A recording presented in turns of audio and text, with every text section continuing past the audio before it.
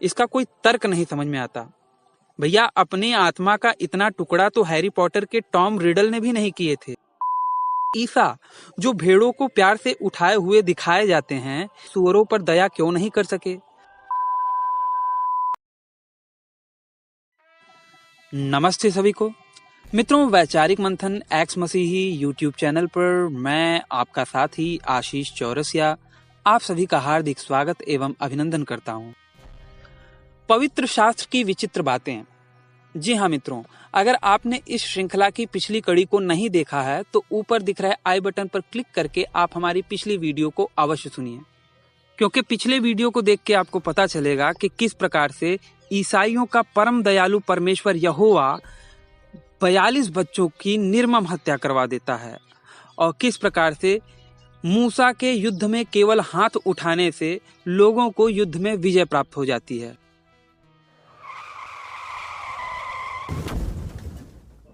मित्रों, बाइबल नए नियम में मत्ती की किताब में एक कथा का वर्णन आता है जो कुछ इस प्रकार से लिखा है।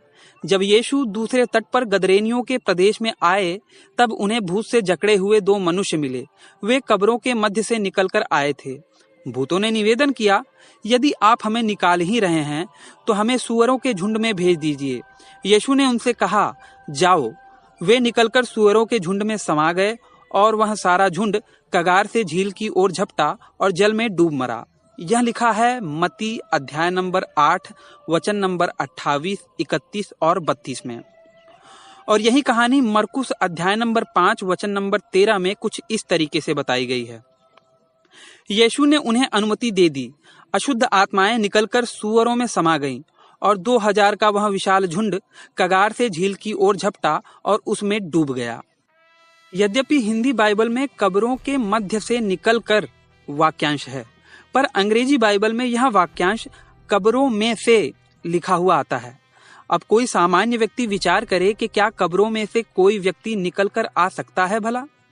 पर यहाँ पर आया है। मत्ती के द्वारा किए गए वर्णन में 2 मनुष्य भूत से जकड़े हुए थे, पर मरकुस अध्याय नंबर 5 वचन नंबर 2 के अनुसार एक अशुद्ध आत्मा से जकड़ा हुआ मनुष्य लिखा हुआ आता है। अर्थात मनुष्य भी एक था और अशुद्ध आत्मा भी एक थी। पर मरकुस अध्याय नंबर 5 वचन नंबर 9 के अनुसार हम असंख्य अशुद्ध आत्माएं हैं, ऐसा लिखा हुआ आता है। अब मसीही लोग निर्णय करें कि मनुष्य एक था या 2, और वो भूत या अशुद्ध आत्मा भी एक थी या असंख्य। यद्यपि मैं भूतों या आत्माओं के अशुद्ध होने जैसी बातों पर विश्वास नहीं करता, परंतु जो लोग इन बातों पर विश्वास करते हैं वो भी यह बात हजम नहीं कर पाएंगे कि 2 भूत या अशुद्ध आत्माएं 2 मनुष्यों से निकलकर 2000 सुअरों में कैसे समा गईं, जिसके कारण वे सभी सुअर झील में डूब के मर गए। मैं कहता हूं कि 2 व्यक्तियों में से भूतों को निकालकर 2 सुअरों में समाते तो भी गणित ठीक ठाक बैठ जाता, पर 2 भूतों को 2000 सुअरों में समाने का मतलब है कि एक भूत 1000 सुअरों में समा गया। इसका कोई तर्क नहीं समझ में आता। भैया, अपनी आत्मा का इतना टुकड़ा तो हैरी पॉटर के टॉम रिडल ने भी नहीं किए थे। टॉम रिडल वही लॉर्ड वोल्डेमॉर्ट। खैर, अब आप ही बताइए कि क्या यह काम केवल 2 सुअरों में संभव नहीं था? आखिर परम दयालु ईसा मसीह ने व्यर्थ में 1000 सुअरों को क्यों मार डाला? आखिर ईसा, जो भेड़ों को प्यार से उठाए हुए दिखाए जाते हैं, इन 2000 सुअरों पर दया क्यों नहीं कर सके?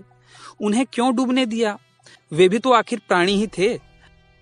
पता नहीं उपचार की यह विधि ईसाई अस्पतालों में अभी भी प्रचलित है या नहीं, पर सामान्य रूप से न तो यह वर्णन और न ही यह उपचार विधि कोई सेंस बनाती है। इसीलिए यह विवरण पूर्णतः तर्कहीन है। जरा विचार मंथन कीजिए इस बारे में। आप देख रहे हैं वैचारिक मंथन। मैं हूं आशीष चौरसिया। इस वीडियो को अंत तक देखने के लिए आप सबका बहुत बहुत धन्यवाद। नमस्ते जी, जय श्री राम, जय मां भारती।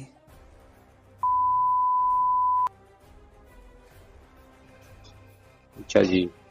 लेकिन मेरा कहना ये है ना भाई जी कि जैसे कि आपने वो किस्सा सुना है जिसमें प्रभु यीशु जो रहते हैं वो 2 आदमियों के शरीर में जो भूत रहते हैं, प्रेत रहते हैं, उनको निकाल के सुअरों में डाल देते हैं और उन सभी को मरवा डालते हैं जी। तो आप बताइए, 2 आदमियों का भूत सुअरों में, अरे 2 सुअरों में भी कर देते तो ठीक था,